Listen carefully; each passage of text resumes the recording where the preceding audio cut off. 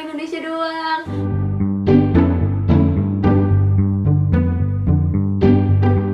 KPU PPI Bursa 2021 mempersembahkan wawancara calon ketua PPI Bursa 2022. Halo semuanya, perkenalkan aku Anissa Firdaus, tapi biasa dipanggil Anfir.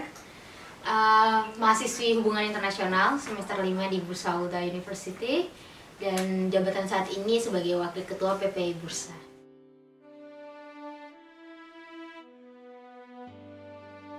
Oke, mungkin untuk teman-teman yang belum tahu aku dengan dekat, terutama untuk teman-teman yang baru datang ke Bursa, hanya beberapa kesempatan aja ya kita ketemu, dan kebetulan di kesempatan-kesempatan itu mungkin aku lebih banyak bicara, dan bicaranya pun kebanyakan di depan gitu, yang bicara semi formal sampai ke formal. Jadi orang-orang melihatku dari jauh sebagai sosok yang memang percaya diri, bisa berbicara, memiliki kemampuan public speaking yang mumpuni.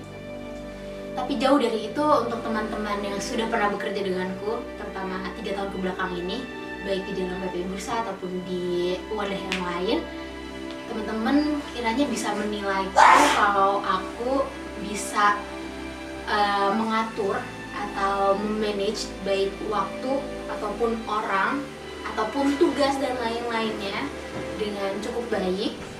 Karena kebetulan aku juga untuk diriku sendiri termasuk orang yang sangat teratur dan mencoba membiasakan diri untuk berpikir secara sistematis dan mengerjakan sesuatu juga secara sistematis, yang aku percayai kalau kita bekerja dengan orang banyak, dengan pemikiran yang sangat beragam, dengan perasaan yang sangat beragam, harus ada satu hal yang kita bisa ketemu bareng-bareng di tengah, yaitu ortakdernya tuh apa gitu, aturan. Makanya untuk teman-teman yang bertemu di organisasi bisa melihat aku sebagai sosok yang teratur dan mungkin terkesan mengatur. Nah, kita bisa sambungkan ini ke sisi negatifnya ya mungkin. Nah, karena aku teratur orangnya untuk diriku sendiri, dan juga aku terapkan untuk orang-orang juga, karena kalau sama-sama mengandalkan spontanitas susah jalannya dan nggak efektif. Jadi tetap harus ada aturan. Tapi mungkin negatifnya orang-orang melihat aku sebagai sosok yang wah, Anfir ini sangat ngatur sekali gitu, dan mungkin jadi sebuah kedilemaan ya untukku sendiri gitu, ketika ada sesuatu nih yang terjadi ketika aku nggak masuk, nggak ada yang ngatur gitu, nggak ada aturan. Tapi kalau aku masuk, aku muncul ada rasa khawatir, kayak gimana kalau aku masuk terus ngatur, orang-orang berpikir bahwa Anfir tuh ngatur ya, kayak gitu. Nah, tapi teman-teman, karena aku tahu kekuranganku itu, karena aku punya kekhawatiran ada penghakiman dari orang bahwa Anfir nih ngatur gitu. Nah, makanya di awal aku akalin dengan segala aturan yang kita buat, segala sistem yang kita miliki untuk sebagai pedoman di organisasi ataupun di manapun, ayo kita buat aturan ini bareng-bareng sesuai kesepakatan bersama. Jadi aturannya bukan lahir dari aku. Misal soal waktu, soal timeline, teman-teman enaknya maunya kapan mulainya, durasinya berapa, itu aku lempar ke forum, kita sepakati bersama. Jadi idealnya ketika menjalankan suatu proker atau apapun tugas, itu nggak ada yang ngerasa bahwa ini tuh aturan lahirnya dari Anfir, atau wah gue males banget karena ngerasa diatur sama Anfir. Tapi ini tuh memang lahir secara sadar, disepakati bersama-sama. Terus yang kedua, aku tuh banyak ngomong, mungkin ini udah berapa menit berjalan masih pertanyaan kedua karena aku banyak ngomong, dan aku rasa kemampuan berbicara ini bisa jadi positif, bisa jadi negatif. Kalau positif ya aku tidak sulit untuk berbicara di depan umum, tapi negatifnya aku sadar betul kalau misalkan aku banyak bicara, mungkin ada juga orang-orang di sekitarku yang merasa minder, kayaknya wah ini orang nih Anfir nih kayaknya bagus banget bicaranya, terus jadi minder, terus jadi malu gitu, sungkan untuk berbicara gitu. Tapi sebenarnya nggak perlu begitu teman-teman. Tapi aku juga tidak menyalahkan kondisi ini ya, karena itu kondisi yang natural. Tapi aku berharap dan aku juga sadar bahwa adanya kondisi ini akhirnya aku mencoba untuk mempersilahkan dulu teman-teman yang mau bicara sebelum aku bicara. Itu biar teman-teman kalau misalkan ada ide enggak ngerasa kalah duluan sama ide yang aku punya gitu. Jadi kalau misalkan aku mau memimpin forum, ya aku selalu kasih kesempatan juga untuk teman-teman, ada yang mau bertanya atau ada yang mau disampaikan kayak gitu. Itu aku beri kesempatan. Terus yang selanjutnya aku cukup luwes untuk tampil di depan umum, dan ini jadi poin plus sebenarnya kalau perlu berhubungan dengan pihak eksternal. Tapi sebenarnya aku juga cukup kikuk untuk berhubungan di dalam gitu dengan orang-orang.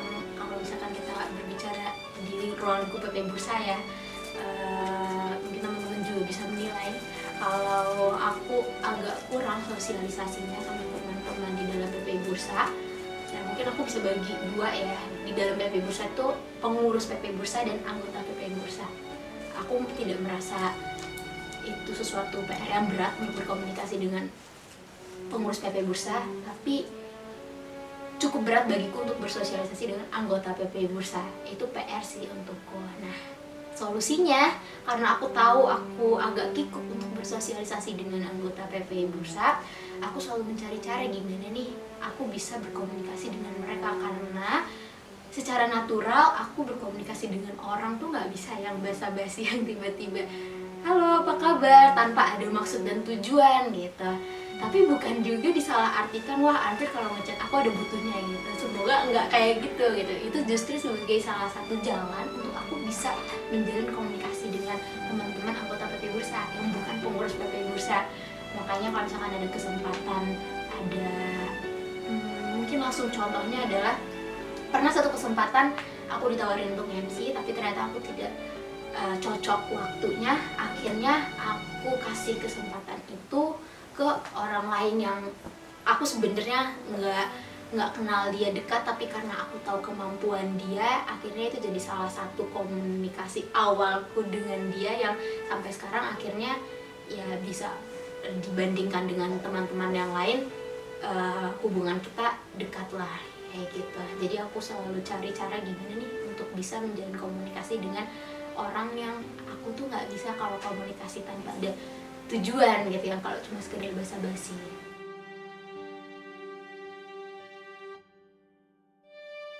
Pertama aku coba buat prioritas masalahnya tuh sebesar apa masalah aku dengan masalah organisasi.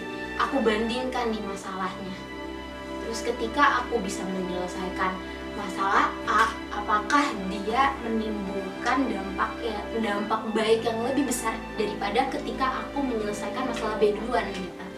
Jadi misalkan katakanlah di satu kasus itu masalah PP Bursa tuh genting sekali, yang kalau aku nggak kerjain, kalau aku nggak selesai saat itu juga akan menimbulkan masalah yang lebih besar lagi ketimbang aku menyelesaikan masalah pribadiku duluan gitu.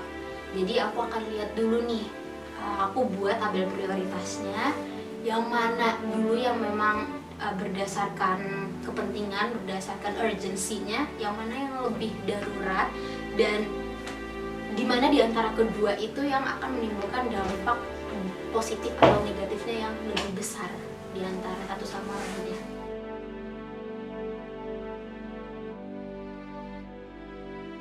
Menarik karena aku percaya semua orang pemimpin ya, dan semua juga punya definisi masing-masing mengenai pemimpin, dan gak ada kayak standar pemimpin tuh harus gini dan gitu. Tapi kalau yang ditanya adalah aku bisa bilang definisi pemimpin khususnya untuk PP Bursa mungkin. Untuk PP Bursa, aku rasa PP Bursa membutuhkan sosok pemimpin yang pertama, dia harus percaya diri. Percaya diri dalam artian ketika dia dipilih oleh orang, bukan satu doang ya yang milih gitu secara musyawarah mufakat, hasilnya adalah dia gitu. Nah, dia harus percaya diri dengan keputusan itu dan merasa pantas bahwa oh iya, aku udah dipilih sama teman-teman, berarti memang aku pantas menjadi pemimpin gitu. Enggak kemudian lahir imposter syndrome, dimana kesuksesan yang dia raih gitu, posisi sebagai pemimpin itu dia selalu dihantui dengan perasaan kayaknya gue nggak pantas deh, yang kayak gitu. Nah menurutku itu akan menghambat jalannya ke depan, karena ketika ada perasaan kayaknya gue nggak pantas, kayaknya gue kurang, kayak gue nggak cukup, itu nanti akan berakibatnya adalah ke keputusan-keputusan yang ia buat dan bagaimana ia menjalankan proker-prokernya, atau bagaimana ia menjalin komunikasi dengan kadif-kadif atau anggota-anggotanya gitu. Karena kalau misalkan nggak percaya diri, merasa tidak pantas, itu akhirnya jadinya kalau membuat keputusan ragu, nggak tegas. Terus ketika dia berkomunikasi juga dia menempatkan oke, memang sebagai manusia kita setara tentunya, tapi tentu ada batas-batas ya antara ketua dengan kadif, dengan anggota gitu. Dan itu yang harusnya kita sama-sama tahu gitu, dan bagaimana cara berkomunikasinya. Terus nanti ketika menjalankan proker atau memimpin forum juga, ketika dia tidak percaya diri, dia akan menyerahkan segalanya ke semua orang, yang sebenarnya kita pun perlu sosok pemimpin yang oke, dia nggak mesti memutuskan ini sejak awal, tapi coba kasih kita gambaran kemana kapal ini akan berlabuh gitu. Itu pertama, harus percaya diri. Yang kedua juga menyambung dengan kepercayaan diri. Aku yakin sosok pemimpin yang percaya diri karena dia tahu dia tuh mau bawa apa ke depannya, ada visi misi apa yang akan dia wujudkan gitu. Dan bukan cuma visi misi dia saja, tapi visi misi itu juga harus ia sampaikan, harus ia jembatani ke teman-teman kadif, ke anggota dan non anggota PPI Bursa, bahwa misalkan oke, aku ada visi untuk memperkenalkan Indonesia, budaya Indonesia keluar. Nah, mungkin ini bisa diwujudkan dengan beberapa proker A, B, C, D gitu. Atau mungkin lebih konkretnya lagi, untuk keseharian, kayak setiap hari Kamis aku mau kita semua pengurus pakai batik misalkan. Atau di sisi lain juga, kalau misalkan dia punya nilai atau visi lingkungan gitu, dia bisa lebih tegas untuk oke, untuk rapat, minimal rapat internal nggak ada yang beli minum dari luar ya, yang gitu. Atau kita kalau mau makan kita bawa bekal sendiri, ya gitu-gitu. Ya hal-hal kecil aja, tapi dia tahu gitu visi misi ke depannya dan bagaimana visi misi itu dibawa ke anggota-anggotanya. Gitu. Terus yang ketiga, bisa menempatkan diri ya ketika di dalam internal dan eksternal. Di internal tuh mungkin bisa lebih supel, bisa lebih luwes, bisa lebih masuk gitu ya. Mungkin kita suka sosok pemimpin yang kalau di dalam itu bisa bercanda, bisa buat kita bergelak tawa, tapi kalau ketika di luar kita merasa terpana gitu. Wah, keren banget nih gitu. Dia bisa ngomong dengan orang keren, dengan penampilannya yang keren, yang kalau dia ngomong tuh rasanya kita tersirap gitu. Nah, jadi itu pemimpin bisa menempatkan dirinya di internal dan juga di eksternal.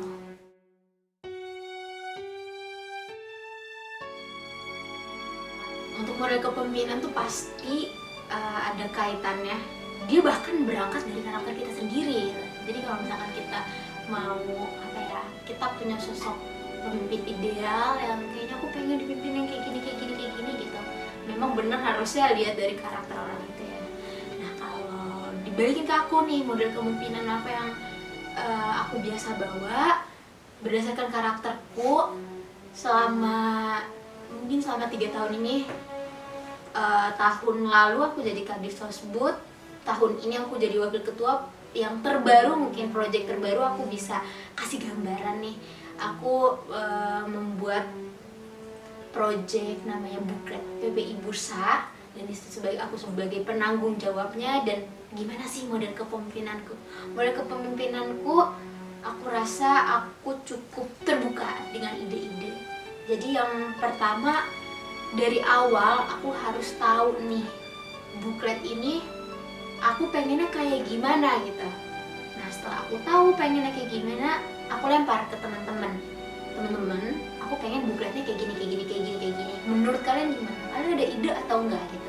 Jadi pertama ketika ada forum, memimpin forum, aku cenderung untuk membuka dulu dengan apa yang aku mau, apa yang visi aku gitu. Karena aku yakin beberapa orang atau mungkin kebanyakan orang biasanya cenderung untuk diam, bukan karena males, bisa jadi ada unsur malas, tapi kebanyakan di beberapa kesempatan orang cenderung diam karena memang gak ada gambaran.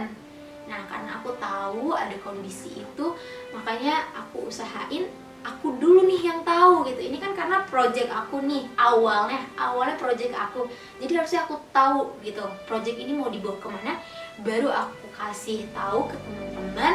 Nah, setelah teman-teman kasih ke aku juga feedbacknya, baru kita harus bisa merasa memiliki project itu pertama. Jadi aku terbuka dengan ide-ide teman-teman, dan segala kesepakatan aku juga sangat melibatkan teman-teman, termasuk pembuatan timeline.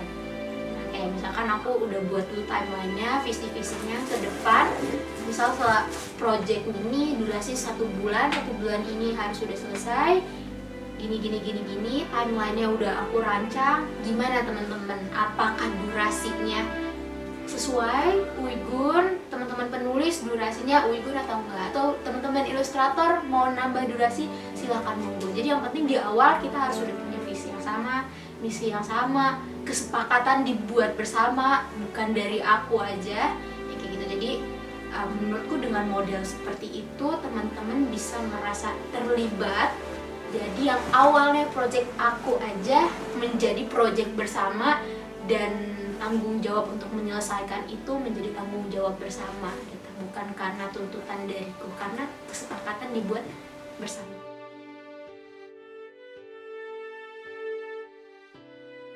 Ini tuh balik lagi dengan karakterku ya, karena mungkin aku tuh secara natural tuh mengatur ya gitu, memanage. Jadi ada rasa kekhawatiranku dari dulu. Setiap aku ada beberapa kesempatan menjadi pemimpin, kayak aku tuh muncul pemikiran-pemikiran kayak, ini orang tuh ngerasa diguruin gak sih sama aku gitu, nih orang tuh ngerasa disuruh-suruh gak sih sama aku. Nah, jadi berdasarkan pemikiran panjang itu, gimana ya caranya memimpin tapi tidak menggurui gitu, memimpin tapi tidak buat orang itu tuh takut dan tertekan gitu.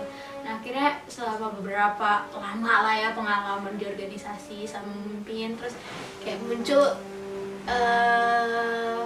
pemikiran bahwa kayaknya aku juga bukan tipe yang bossy sih gitu. Karena kalau bossy yang aku tahu mungkin cuma sekedar beri arahan tapi tidak ada bimbingan ya, dan tidak memberikan ruang untuk masukan-masukan gitu. Nah, sedangkan aku tuh yang lebih ke terbuka, sangat-sangat terbuka. Tapi di sisi lain, kalau misalkan memang sudah cukup nih, kita sudah cukup menampung masukan-masukan orang dengan beribu masukan yang ada nih dari banyaknya kepala, aku juga harus tahu batasan. Dan memang gitu aku batasin, oke, udah selesai nih kita diskusinya, aku juga bisa menempatkan diri sebagai karar VRG atau decision maker gitu. Jadi disitulah peran aku sebagai pemimpin itu, bukan cuma sebagai moderator ya, kayak menampung, tapi aku juga tahu peranku juga sebagai pemimpin. Dibuatlah gitu keputusan mana yang lebih menghasilkan dampak yang lebih baik kayak gitu. Jadi kalau bossy juga enggak. Terus kalau misalkan tadi perasaan pun, tentu aku juga punya perasaan ya, semua manusia ya, terlepas gendernya ya, kayak atau mungkin ada yang merasa kalau pemimpin perempuan tuh lebih ngandelin perasaan. Nggak apa-apa teman-teman, perasaan tuh penting loh gitu, karena kita berhubungan sama manusia juga ya, sama-sama punya perasaan gitu. Tapi aku juga bisa jamin kalau perasaanku pun tidak menutupi kebenaran gitu. Kalaupun memang ada perasaan, ya aku juga imbangi dengan pertimbangan-pertimbangan gitu secara rasionalitas. Makanya itu tadi ketika ketika proses pengambilan keputusan, aku tuh benar-benar yang detail gitu, yang dibuat perbandingan yang sisi positifnya, sisi negatifnya gitu. Adapun kalau memang ada unsur perasaan yang harusnya dimasukkan, gak apa-apa, masukkan aja gitu. Apalagi yang keputusan yang nantinya akan berdampak sama orang secara langsung, apalagi mungkin yang berdampak sama mentalnya secara langsung ya, sama perasaannya secara langsung. Maka keputusan itu juga ada baik ya kalau dimasukkan juga dengan gimana kalau aku jadi orang itu ya, itu bisa juga, nggak apa-apa gitu. Perasaan tuh nggak selamanya salah kok.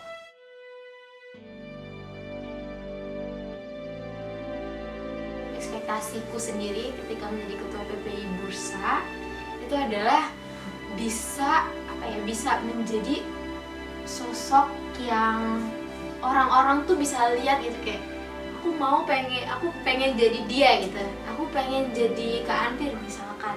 Tapi di sisi lain aku juga nggak mau merasa se-idol itu ya, kayak itu juga jadi PR untuk aku gitu, karena aku tahu ya kayak orang-orang tuh mungkin yang jauh dari jangkauanku kayak melihatku mungkin sosok yang sangat sulit diraih gitu ya, mungkin dia melihat sisi positifku tapi dia sulit diraih gitu. Nah aku nggak mau kayak gitu, makanya mungkin ketika jadi ketua itu bisa jadi kesempatanku untuk kita menjembatani aku dan teman-teman yang lain tuh lebih dekat gitu ekspektasinya. Jadi orang bisa melihat aku, orang bisa mengagumiku, tapi kita bisa juga jadi temen loh gitu. Jadi bukan cuma mengagumi dari jauh atau yang kayak menghayal atau meraih bintang yang memang jauh banget gitu.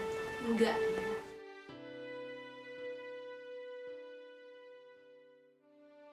Ekspektasi untuk PPI Bursa. Wah. Sebenarnya kalau dibandingkan dengan jawabanku beberapa tahun yang lalu gitu, atau mungkin setahun yang lalu, kayaknya ekspektasiku untuk PPI Bursa saat ini justru lebih sederhana daripada yang sebelum-sebelumnya. Sesederhana aku mau PPI Bursa bisa menjadi sumber pilihan teman-teman untuk berkembang, salah satu sumber teman-teman berkembang, bukan satu-satunya gitu.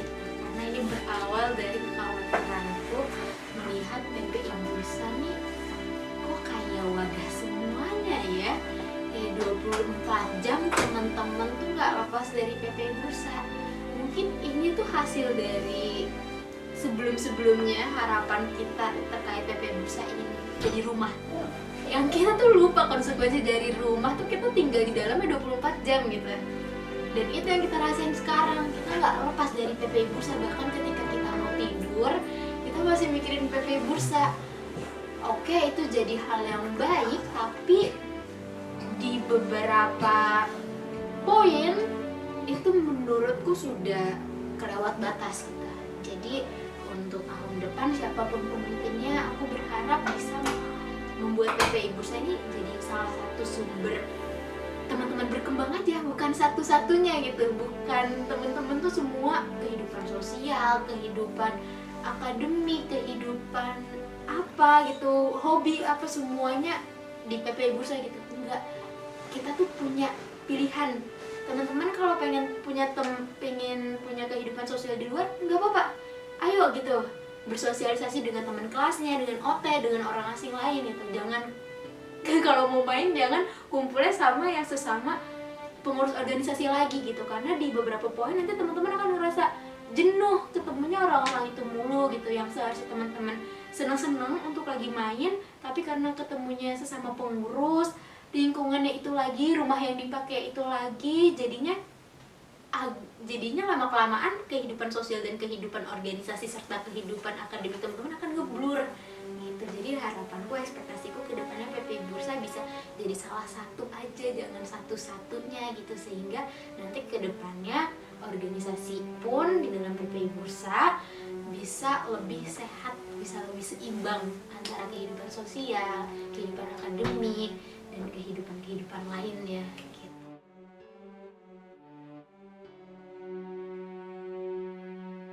Manage, kayaknya aku bisa mengatur.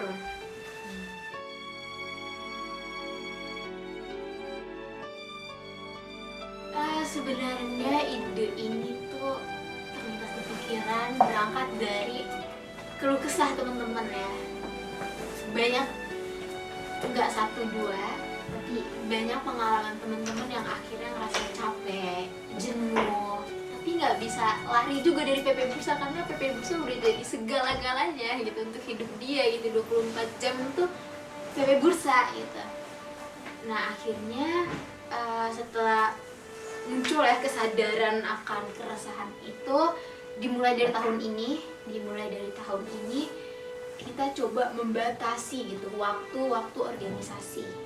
Contohnya maksimal jam 9 itu kita udah nggak bisa ngomongin lagi tentang organisasi.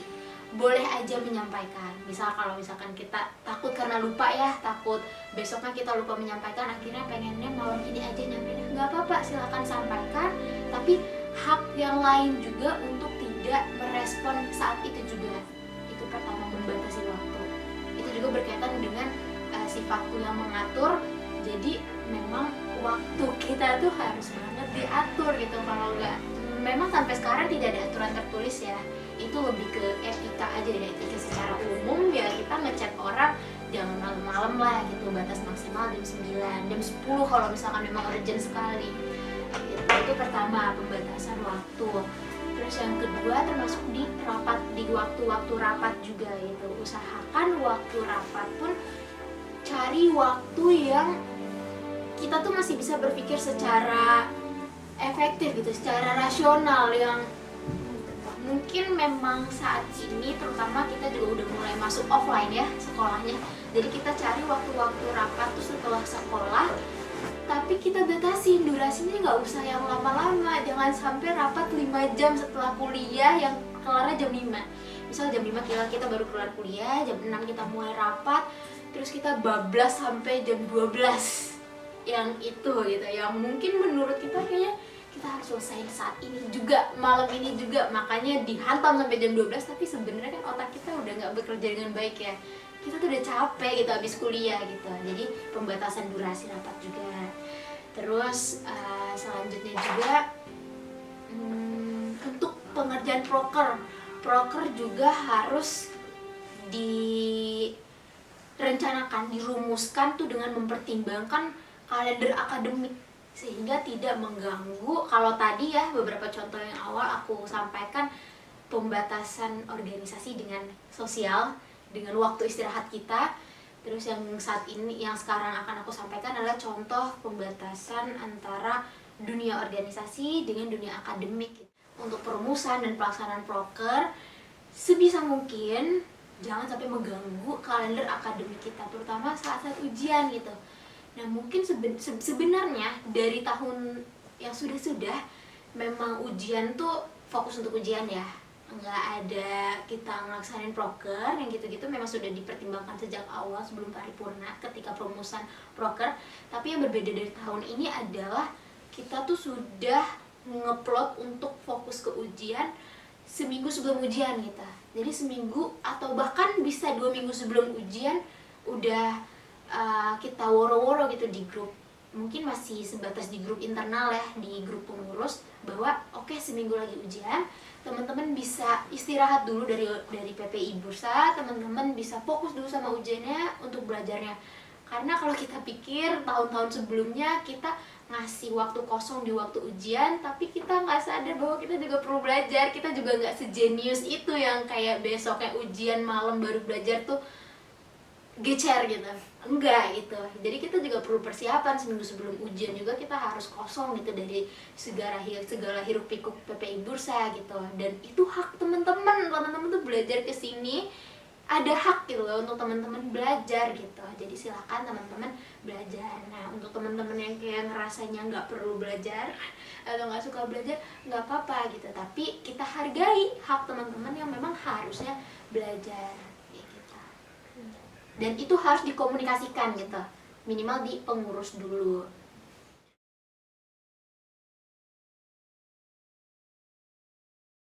Akar masalahnya adalah kebanyakan dari kita tuh nggak tahu kalau kita punya pilihan loh. Kita nggak tahu kita punya pilihan untuk berkembang di selain PPI Bursa. PPI Bursa tuh bisa jadi salah satu tempat teman-teman berkembang, tapi ada banyak juga pilihan yang lain di luar sana untuk ajang teman-teman untuk berkembang. Mungkin nggak apa-apa teman-teman jadi pengurus di PPI Bursa, tapi di saat yang sama juga teman-teman bisa aktif di klub olahraga kampus atau top luluk lainnya di kampus kayak gitu. Itu yang membuka pintu teman-teman bahwa oh ternyata temanku bukan orang Indonesia doang, oh ternyata organisasi di sini bukan cuma PPI Bursa doang, yang kayak gitu. Jadi pertama-tama untuk inovasi secara konkretnya jujur aja belum ada, tapi pertama yang pengen aku sampaikan ke teman-teman bahwa teman-teman kalian punya pilihan loh. Jadi sebenarnya akar masalahnya kalau aku lihat kebanyakan teman-teman yang tinggal di Borukle serumah sama orang Indonesia, temennya orang Indonesia, mereka berangkat ke Tomer pun sekelas ada sama orang asing, tapi temennya pun mainnya sama sesama orang Indonesia lagi, jadi ngerasa dunianya tuh belum terbuka sepenuhnya gitu. Jadi kalau misalkan kita lagi buka mata tuh kelopak belum kebuka sepenuhnya gitu, belum keangkat sepenuhnya. Jadi aku pengen kasih tahu dulu deh di awal gitu ke teman-teman kalau bahwa banyak wadah untuk teman-teman berkembang gitu, bukan cuma PPI Bursa gitu. Jadi di sisi lain teman-teman bisa berkembang dengan teman-teman orang Indonesia di PPI Bursa, tapi teman-teman juga bisa mengembangkan hal-hal yang lain seperti bakat atau kemampuan bicara bahasa Turki atau kemampuan bersosialisasi dengan orang asing di tempat-tempat yang lain. Pertama betul membuka dulu gitu, kasih tahu bahwa hey PPI Bursa itu bukan satu-satunya loh gitu.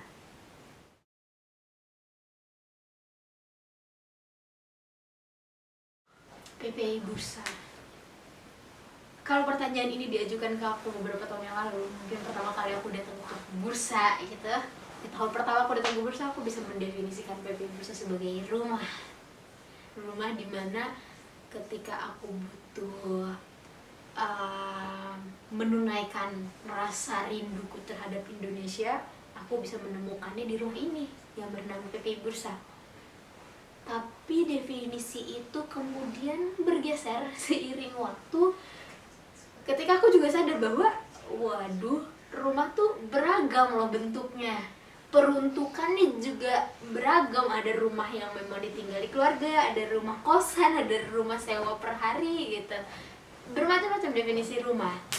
Jadi kalau sekarang pertanyaan itu diajukan lagi ke aku yang sekarang, makna PPI Bursa bagiku adalah tempat untuk aku bisa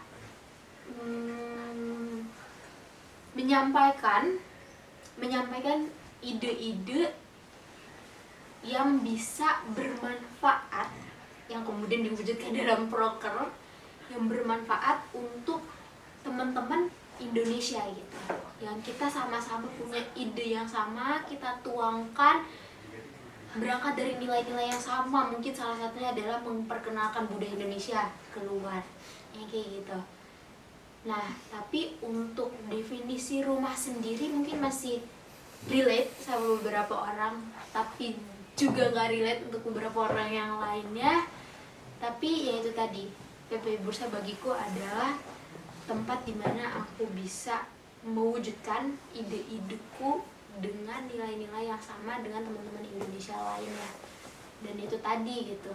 Tapi PPI Bursa itu bukan, kalau aku bisa bilang sih bukan rumahku lagi gitu. Karena definisi rumah saat ini juga sudah sangat beragam. Jadi kalau misalkan aku sebut rumah sekarang pun orang juga akan bertanya-tanya rumahnya seperti apa gitu.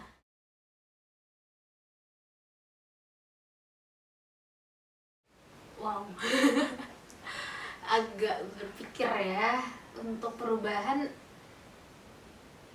sebenarnya nggak ada perubahan yang signifikan, tapi mungkin lebih berkembang jadinya ya, lebih berkembang. Kayak kemampuan bicaraku nggak lahir ketika aku gabung ke PPI Bursa. Harus aku akui, aku dari dulu memang suka berbicara, tapi ketika aku gabung ke PPI Bursa, tentu saja kemampuan ini berkembang gitu, meningkat dengan berbagai kesempatan yang PPI Bursa berikan untukku gitu, untuk berbicara. Terus dan juga kemampuan-kemampuan yang lainnya tentu berkembang gitu seiring aku berjalan juga dengan bersama-sama dengan PPI Bursa. Tapi yang aku rasakan setahun ke belakang ini, atau mungkin 2 tahun ke belakang ini ya, ketika kita menghadapi pandemi dan bagaimana kita harus menghadapi perubahan yang sangat-sangat signifikan, dimana yang membedakan PPI Bursa dengan PPI Turki adalah PPI Bursa tuh punya rumah gitu, ada base campnya gitu, kita ketemu semua bertatap muka gitu. Beda dengan PPI negara yang memang untuk bertemu tatap muka tuh sulit karena beda domisili. Sedangkan kalau di PPI Bursa kan kita bertemu tiap hari gitu, tapi ketika pandemi terjadi kita nggak bisa bertemu setiap hari gitu. Itu yang sangat berubah, dan aku rasakan adalah mungkin ini ada kaitannya sama PPI Bursa, tapi mungkin juga tidak. Tapi aku merasa di saat pandemi ini aku merasa baik-baik saja, dalam artian ketika kita memang harus stay di rumah, harus tinggal di rumah untuk mematuhi peraturan yang ada, aku bisa-bisa aja gitu stay di rumah. Mungkin ngeluh pasti ya, tapi aku bisa stay di rumah gitu. Dan aku juga mungkin termasuk salah satu yang cukup tegas gitu untuk membatasi kegiatan-kegiatan PPI Bursa yang memang kalau memang tidak penting atau tidak urgent untuk dilakukan secara offline, kita stay di rumah aja gitu. Kita coba buat solusi gimana organisasi ini tetap jalan walaupun akhirnya kita harus pindah hampir segala prokernya lewat Zoom gitu. Nah, itu mungkin yang aku sadari adalah, wah ternyata aku nggak apa-apa loh tinggal di rumah aja gitu, nggak yang kayak harus ketemu sama banyak orang.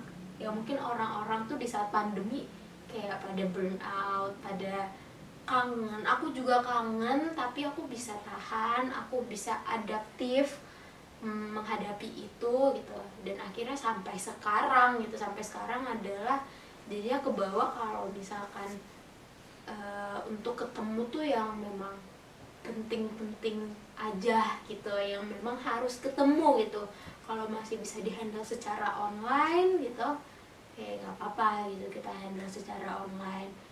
Itu mungkin perubahan yang kayak aku rasakan gitu. Dan akhirnya juga aku yakini keduanya tuh saling memberi dampak, baik aku ke PPI Bursa ataupun PPI Bursa ke aku gitu.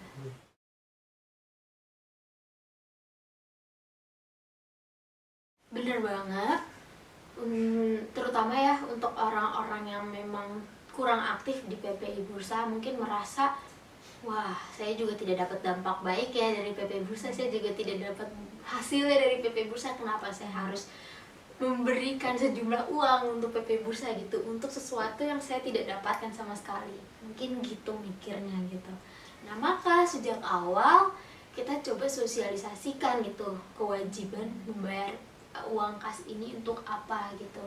Nah kalau aku berpikir secara pribadi, aku nggak keberatan loh gitu untuk mengeluarkan sejumlah uang ini untuk keperluan banyak umat gitu, banyak teman-teman Indonesia yang lainnya yang aktif, meskipun mungkin aku nggak aktif gitu, atau mungkin aku aktif tapi di beberapa kesempatan aku nggak bisa ikut prokernya karena mungkin aku nggak cocok aja waktunya gitu. Tapi aku nggak keberatan loh untuk mengeluarkan sejumlah uang ini, karena aku tahu gitu yang akan menikmati atau yang akan merasakan manfaatnya teman-teman sesama Indonesiaku juga gitu, yang aku tahu alokasi dananya juga nggak jauh-jauh dari kepentingan dasar seperti konsumsi gitu.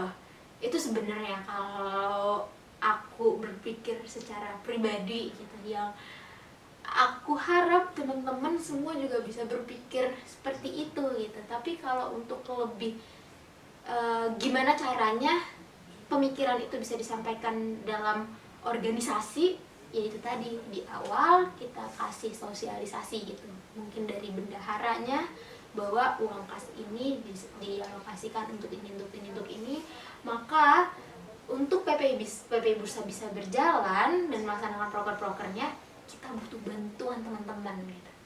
Karena nggak bisa dipungkiri, emang kita butuh teman-teman gitu. Dan mungkin menurutku kalau misalkan kita merasa dibutuhkan, naturalnya orang tuh akan merasa ada lebih pride-nya ya, kayak wah gue bisa bantu PT Bursa nih gitu. Dengan uang mungkin 35-40 tele aja gue bisa bantu PPI Bursa nih, yang mungkin di hal lain gue nggak bisa bantu sama sekali gitu. Itu pertama, penting sosialisasi jadi bendahara.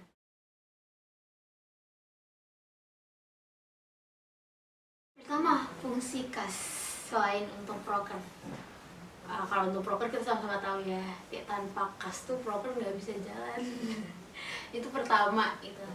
Tapi selain untuk proker, ada nggak sih fungsi lain kas? Tentu ada. Jadi kas ini kita butuh dari semua teman-teman PP Bursa, baik ketua, wakil, kadif, pengurus, anggota, dan bahkan yang tidak aktif sekalipun ya gitu. Nah, kas ini menarik karena kita tuh tidak pandang bulu gitu untuk meminta kas ini gitu, baik yang dari tadi ketua sampai bahkan tidak aktif sekalipun tetap kita minta gitu, ketersediaannya memberikan uang kasnya gitu.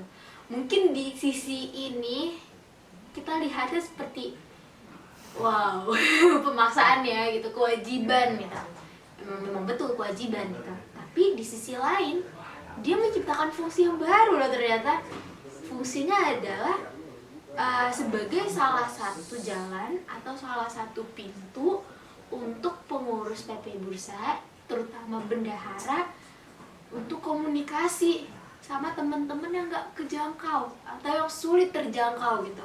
Walaupun mungkin jalannya lewat kas ya, lewat sesuatu yang kurang menyenangkan gitu, tapi setidak-tidaknya ketika ada satu pengurus PPI Bursa datang mengetuk pintu rumah orang yang jarang banget ikut proker PPI Bursa, nggak aktif di grup, muncul ngasih stiker aja nggak pernah gitu, tapi tiba-tiba pintunya diketuk terus diminta uang kas, mungkin awalnya akan sebel gitu, tapi abis mengeluarkan uang itu, harapannya ya baik-baiknya adalah dia akan berpikir, wah gue masih dianggap loh di PPI Bursa, keberadaan gue tuh masih tercatat gitu, uang gue tuh masih bermanfaat untuk temen-temen yang lain meskipun gue nggak ngerasain manfaatnya gitu.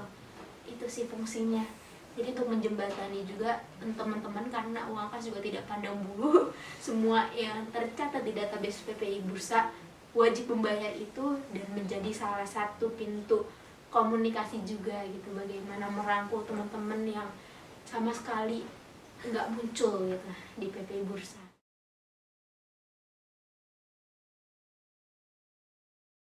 Pertama, kalau memang kita berkaca sama yang tahun ini yang sudah terjadi, oke lah gitu, nggak ada juga yang bisa kita lakukan gitu karena sudah terjadi juga. Tapi kalau bisa kita benahi untuk tahun depan, untuk mencegah gitu, sebenarnya memang untuk menciptakan proker yang sempurna juga sulit ya. Dan bahkan ketika kita sudah merasa membuat proker ini sempurna mungkin, ternyata bisa jadi itu cuma standar kita doang gitu. Mungkin penilaian dari teman-teman yang lain yang di luar dari kepengurusan itu juga menganggap proker itu nggak sempurna. Jadi sebenarnya nggak ada standar yang pasti gitu, nggak ada fix standard yang mengatakan bahwa proker ini sempurna atau proker ini tidak sempurna gitu. Tapi yang bisa kita lakukan apa? Meminimalisir kesalahan dan membuat perencanaan yang semata mungkin, sehingga kalaupun memang ada yang salah-salah, itu ya salahnya dikit gitu, enggak yang blast jauh gitu, karena perencanaan udah kita buat semata mungkin. Nah, salah satunya perencanaan yang paling penting adalah pertama ketika buat proker ya, kepanitiaannya, PJ-PJ-nya, pembagian tugasnya gitu. Nah, di sini penting juga untuk orang yang bisa mengatur gitu. Oke, untuk proker ini kita akan buat kegiatannya ini. Kita butuh berapa PJ? Aku lihat Kamu Nir cocok di PJ ini. Silahkan Kamu Nir menempati PJ ini. Kamu Nir nanti tolong buat timeline ini. Jadi sedetail mungkin perencanaannya. Kalau kita udah merencanakan sedetail mungkin, kesalahan yang akan terjadi pun nggak akan jauh-jauh dari apa yang udah kita rencanakan, kecuali kita ngerencanainnya yang bener-bener udah spontan aja di hari H. Karena spontannya aku, spontannya Gitsa, spontannya kamu ini kan beda ya pemikirannya. Jadi kalau misalkan nggak didetailin, nggak disepakatin dari awal, akan ada banyak ruang kesalahan di hari H gitu. Jadi kalau bisa kita benahi atau kita cegah kesalahan-kesalahan untuk proker adalah ya kita buat perencanaan yang matang, yang sangat-sangat matang. Sedangkan untuk proker yang belum terlaksana ya, kalau untuk proker yang belum terlaksana juga mungkin evaluasi ke tahun depan. Mungkin pertanyaan pertama adalah apakah kita mau melaksanakan proker yang belum terlaksana dari tahun sebelumnya, itu pertama. Yang kedua, kalau misalkan kasusnya adalah bagaimana nih mencegah proker yang kayaknya tidak terlaksana, adalah pertama, ketika perumusan proker apapun itu harus realistis. Kita boleh banget berambisi setinggi mungkin, nggak apa-apa banget punya cita-cita setinggi mungkin, tapi kan kaki kita masih berpijak di bumi ya teman-teman. Jadi harus realistis tetap gitu. Kira-kira proker ini tuh bisa nggak ya terlaksana di tahun ini gitu. Kira-kira waktunya cocok nggak ya, kayak gitu. Mungkin contohnya kalau misalkan kita lihat dari tahun lalu yang kita masih 2 tahun ke belakang tuh masih masa-masa pandemi, 2 tahun ke belakang lah, masa-masa pandemi, mungkin nggak cocok kalau kita buat proker tahun 2020 ya, terutama 2020 tuh mungkin nggak cocok kalau kita buat proker yang membutuhkan masa banyak sekali, yang 200 di ruangan tertutup, itu nggak mungkin banget gitu.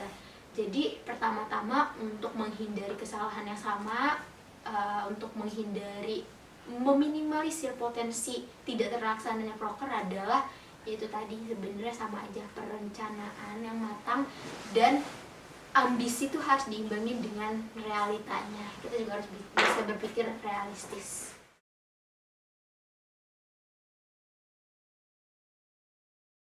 Nah, itu juga menarik ya.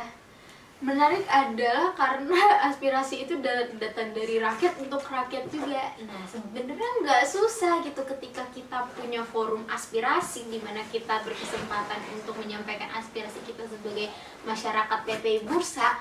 Harusnya kita juga bisa loh menciptakan forum yang sama gitu. Hasil dari aspirasinya itu gitu untuk mengumpulkan teman-teman. Atau kalau memang tidak memungkinkan untuk kumpul secara offline, kita sampaikan gitu pertama-tama kita sampaikan aspirasi masyarakat untuk masyarakat gitu. Mungkin bisa disampaikan pertama-tama di grup.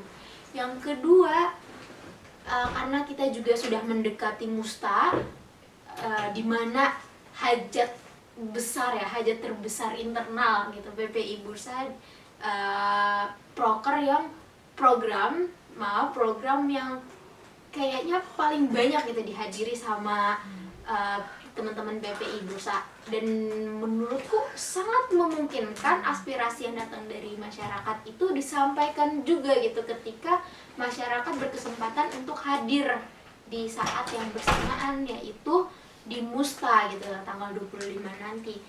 Tapi kalau misalkan kasusnya aspirasi ini sudah dibuka jauh di awal, tidak mendekati Musta ini, kita bisa juga sih buat forum untuk teman-teman masyarakat PPI Bursa gitu.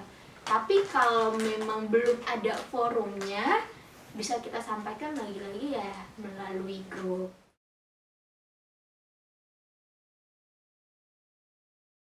Oke, bagaimana cara menjalin hubungan dengan pihak eksternal adalah pertama, kita harus buat pemetaan. Pemetaannya adalah kita daftar nih, kita tuh punya hubungan dengan pihak eksternal apa aja sih di awal ya, di awal kepengurusan.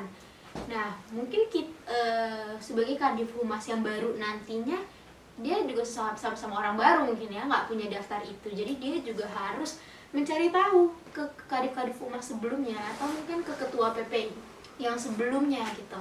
Buatlah pemetaan, kita punya jalinan hubungan dengan siapa aja. Terus kita juga harus tahu nih, ini tuh dernek ini tuh bergerak di bidang apa aja, di bidang kemanusiaan kah, di bidang budaya kah, di bidang olahraga, atau di bidang yang akademik dan lain-lain gitu. Itu juga harus tahu. Setelah itu dibuat juga perencanaannya gitu, sebagai kunjungan rutin humas gitu. Kunjungan rutin humas mungkin bisa dijadwalkan setiap bulan, ada berapa dernek yang bisa humas kunjungi dan agendanya apa saja gitu. Kalau mungkin di awal mungkin belum ada ya, belum kepikiran agendanya apa aja karena kita terbiasa mengunjungi kalau ada maunya.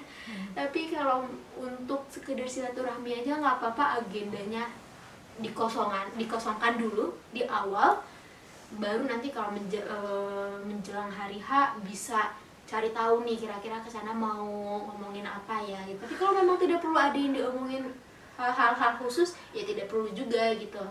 Tapi ya itu yang paling penting adalah pertama dibuat dulu pemetaannya, kita tuh udah punya hubungan dengan dernek apa saja, dan harus realistis juga gitu. Sebulan humas nih bisa kunjungan ke berapa dernek, gak usah maksain kayak sebulan tuh ada 4 minggu terus dalam 4 minggu 8 dernek dikunjungi, gak usah juga gitu.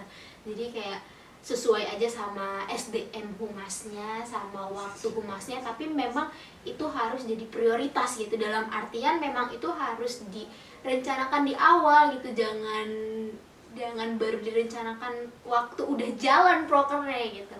Kayak gitu mungkin. Nah mungkin selain dari humas, perlu juga keterlibatan dari ketua dan wakil ketuanya juga untuk bisa dilibatkan kalau ada kunjungan-kunjungan, terlebih kunjungan-kunjungan khusus gitu.